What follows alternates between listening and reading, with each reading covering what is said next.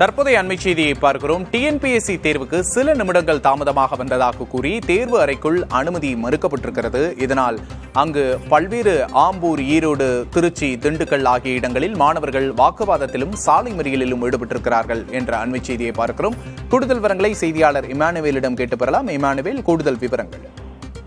விக்னேஷ், திருப்பத்தூர் மாவட்டம் வாணியம்பாடியில் 7 தேர்வு மையம் அமைக்கப்பட்டுள்ளது.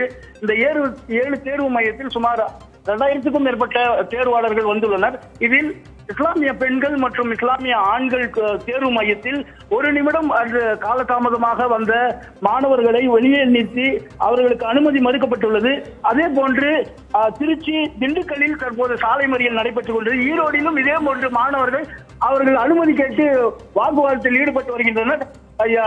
அதாவது வாணியம்பாடியில் உள்ள ரயில்வே கேட்டை கடந்து வர முடியாமல் அவர்கள் மிகவும் அவதிப்பட்டதாக, தேர்வு எழுதுவதற்காக எங்களுக்கு அனுமதி வேண்டும் என்று அவர்கள் காவல்துறையினரிடம் வாக்குவாதத்தில் ஈடுபட்டு வருகின்றனர்.